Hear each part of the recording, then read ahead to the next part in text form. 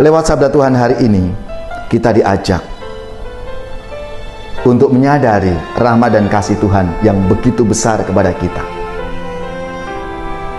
Seringkali kita malah takut. Kita merasa bahwa Tuhan pasti akan menghukum saya. Tuhan pasti tidak akan menyelamatkan saya. Tapi dalam kenyataannya, justru Tuhan itu menyelamatkan kita semua umatnya.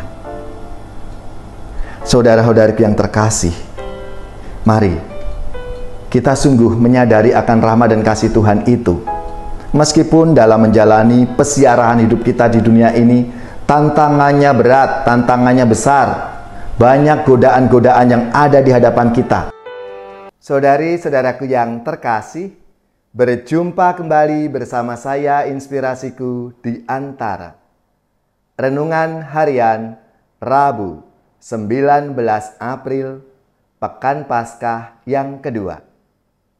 Semoga kita bersama keluarga, komunitas kita selalu dalam keadaan sehat, baik, semangat, dan penuh sukacita. Marilah kita bersama-sama mengawali renungan kita hari ini dengan tanda kemenangan Kristus. Dalam nama Bapa dan Putra dan Roh Kudus. Amin.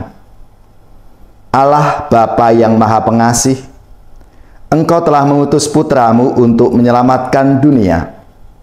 Semoga kami semakin tekun memperhatikan sabdanya, serta menghayati dan mewartakannya dalam hidup kami.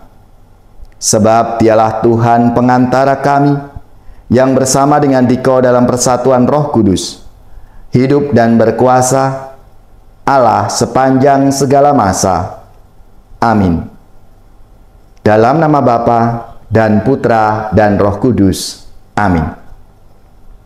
Inspirasi kita hari ini dari Injil Suci menurut Yohanes bab 3 ayat 16 sampai 21.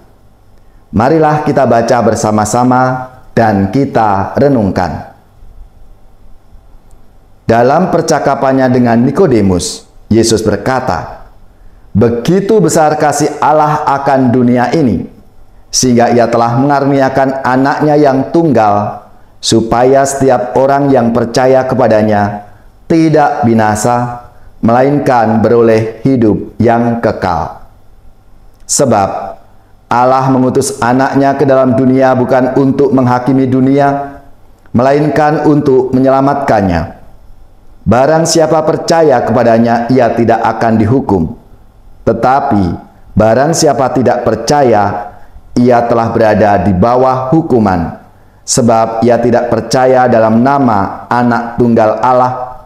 Dan inilah hukuman itu: terang telah datang ke dalam dunia, tetapi manusia lebih menyukai kegelapan daripada terang, sebab perbuatan-perbuatan mereka jahat.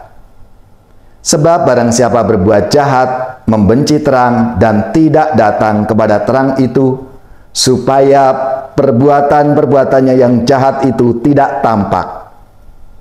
Tetapi barang siapa melakukan yang benar, ia datang kepada terang, supaya menjadi nyata bahwa perbuatan-perbuatannya dilakukan dalam Allah." Demikianlah sabda Tuhan. Terpujilah Kristus. Saudari-saudaraku yang terkasih, pernah dalam suatu kunjungan kepada umat di suatu lingkungan, saya bertanya kepada umat, apa sih yang membuat kita bahagia sebagai murid-murid Kristus, sebagai orang Katolik itu?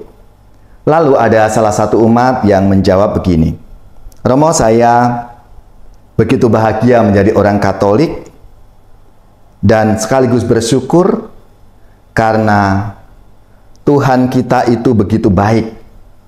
Tuhan itu sungguh ingin merasakan seperti yang kita rasakan." Saudara-saudaraku yang terkasih, jawaban salah satu umat ini tentunya seperti yang disampaikan dalam sabdanya Yesus ketika ngobrol bercakap-cakap dengan Nikodemus. Kasih Allah itu begitu besar akan dunia ini, sehingga ia telah mengaruniakan anaknya yang tunggal, supaya setiap orang yang percaya kepadanya tidak binasa, melainkan beroleh hidup yang kekal. Supaya selamat dan memperoleh hidup yang kekal. Pernah kita berpikir, saudara-saudari yang terkasih, betapa besar kasih Allah itu kepada kita sampai ia memberikan putranya sendiri untuk menyelamatkan kita. Padahal kalau kita renungkan dalam hidup kita masing-masing, kita ini seringkali berdosa. Kita ini seringkali tidak setia pada perintah Allah. Kita sering menyakiti hati Allah karena tindakan kita itu tidak baik, jauh dari apa yang diajarkan oleh Tuhan. Namun kenyataannya, kita tidak dibuang, kita tidak dihukum oleh Allah. Allah malah mengirimkan Yesus Kristus putranya yang tunggal itu agar menjadikan kita manusia ini tinggal bersama. Agar manusia ini mengalami keselamatan dan kebahagiaan di dalam hidupnya. Sadarkah kita, Allah yang begitu baik, Allah yang penuh kasih kepada kita itu? Lewat sabda Tuhan hari ini, kita diajak untuk menyadari rahmat dan kasih Tuhan yang begitu besar kepada kita. Seringkali kita malah takut. Kita merasa bahwa Tuhan pasti akan menghukum saya. Tuhan pasti tidak akan menyelamatkan saya. Tapi dalam kenyataannya, justru Tuhan itu menyelamatkan kita semua umatnya. Saudara-saudariku yang terkasih, mari kita sungguh menyadari akan rahmat dan kasih Tuhan itu. Meskipun dalam menjalani pesiarahan hidup kita di dunia ini, tantangannya berat, tantangannya besar.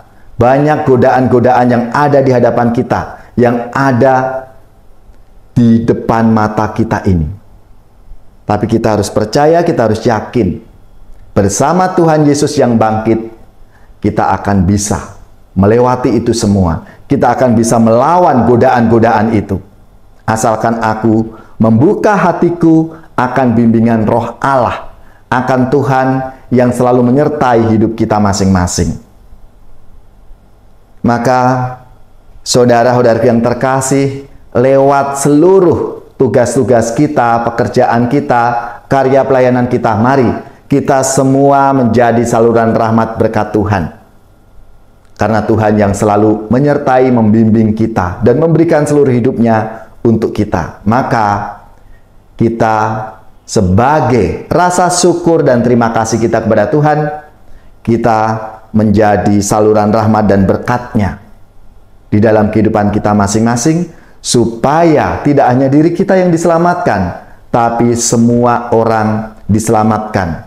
Karena kita andil dan ikut ambil bagian di dalam karya penyelamatan Tuhan itu, lewat apa yang kita lakukan, apa yang kita sampaikan kepada saudara-saudari kita dalam seluruh kehidupan kita di dunia ini.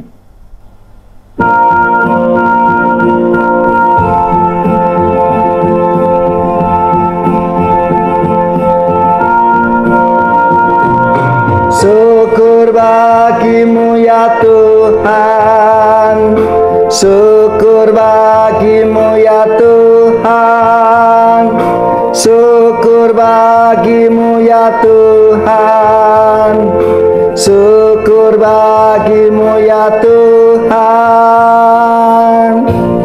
Karena dunia yang baik dan yang bagus ini Kau cipta bagi kami, putramu. Syukur bagimu ya Tuhan, syukur bagimu ya Tuhan. Tuhan. Syukur bagimu ya Tuhan. Syukur bagimu ya Tuhan. Gunung, langit, lautan, sawah, ladang hijau, buah karya tanganmu, bagimu.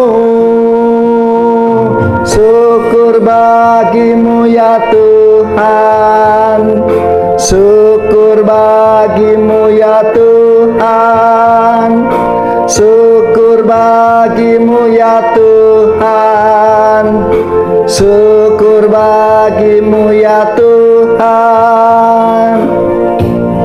Telah kau berikan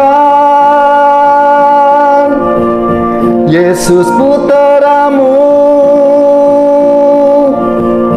untuk mewartakan rahmat-Mu.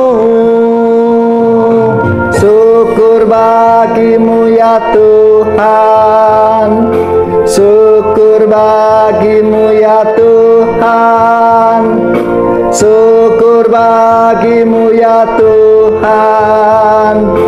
Syukur bagimu ya Tuhan. Kau selamatkan kami dalam diri Yesus,